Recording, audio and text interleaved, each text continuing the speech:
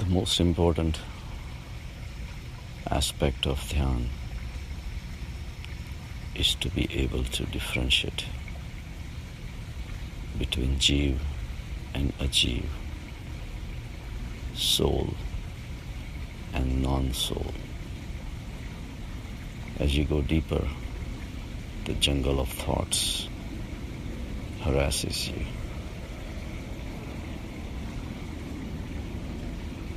With careful analysis, little patience, and perseverance,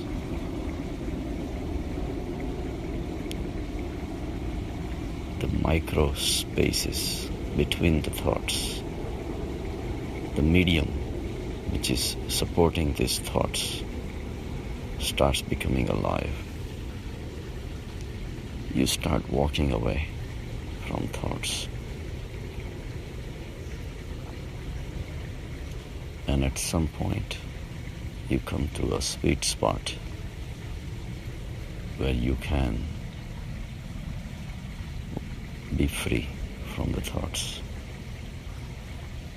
and just be an observer of the thoughts. The infinite consciousness is what you become. You become Jiv.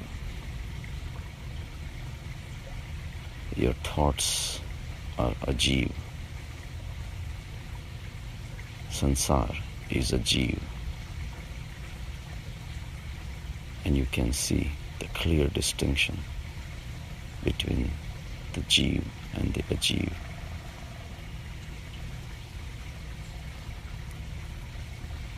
Until this distinction is perceived in a dhyana state, spiritual journey cannot progress. Thoughtlessness is the state of samadhi.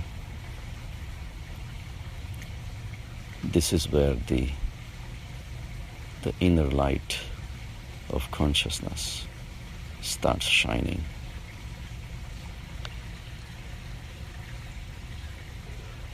And starts throwing light of awareness on everything. The clear distinctions starts happening between what is alive and what it's not.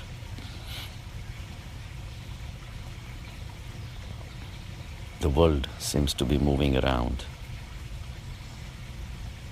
in a dizzying fashion. Things are changing so fast. But what you see, what you touch, what you smell, what you hear, these are all perceptions at the senses level. The world is moving, but what is moving is Ajiv. You see a person, you may get fascinated by their height, weight, looks, color. But those are all the attributes of their body. That is Ajiv. The soul that's within them is the Jiv, which there is no way to perceive.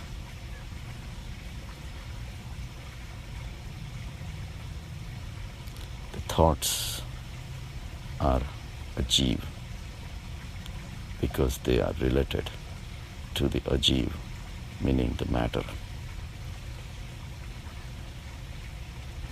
So Jiv is something that is alive. That is the main force behind the movements of the matter.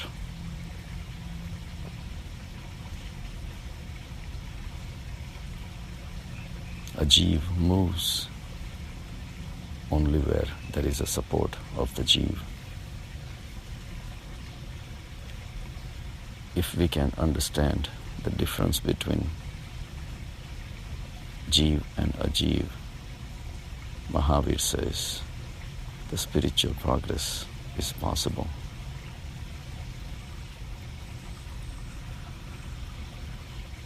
The state of self-realization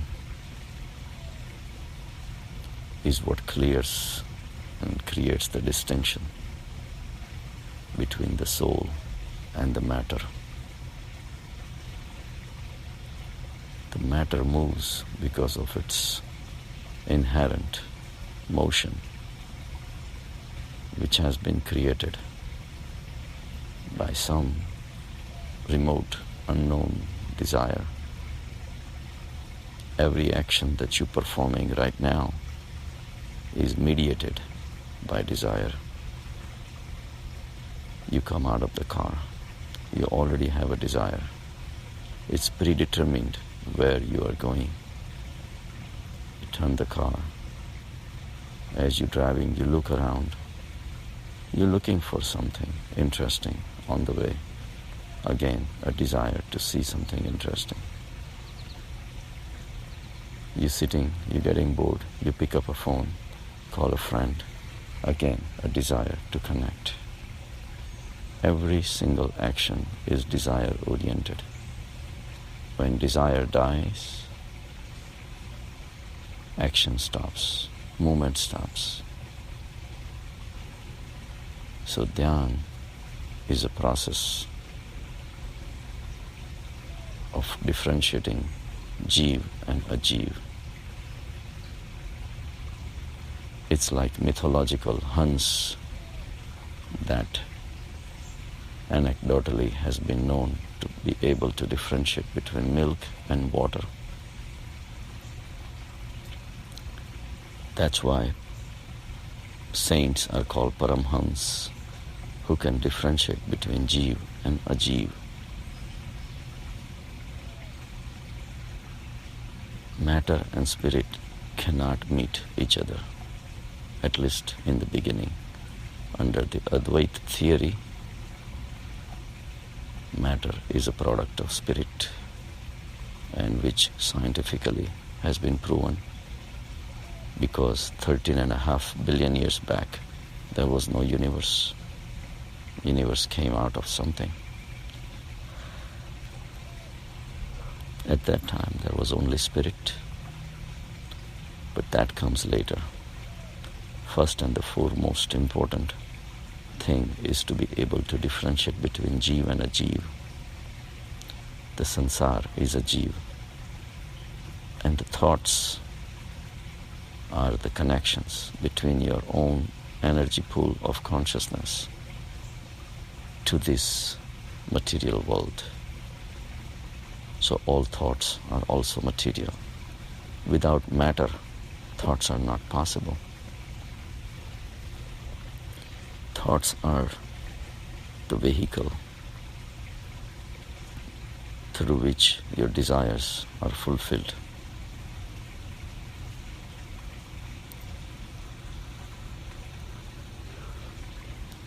Once you realize the heaven of Jiv, then the world seems meaningless. The desires start fading. The gain, the loss of the material world seems like a play, but it's not really a gain or a loss, because you are the spirit. Matter is playing in front of you, but you have no desire to touch it. You feel sorry for the people who run after the objects because they are Ajiv.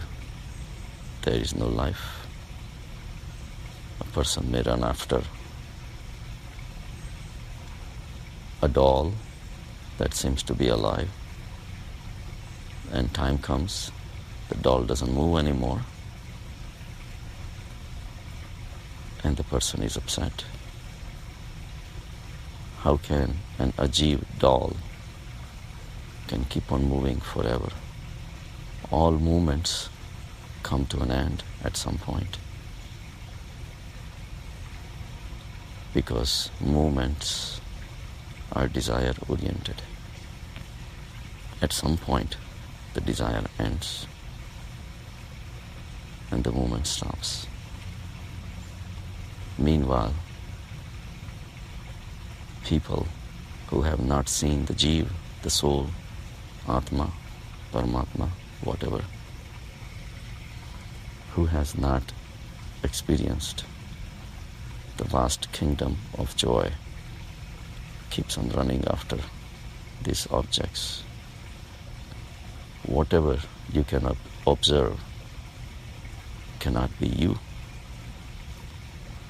You are the Jiv. Whatever you're observing is a Jiv. So observe for your daily life, but don't run after it. Running after anything makes you more a Jiv. Walking away from your kingdom of Jiv, which is full of peace, bliss, and non-action.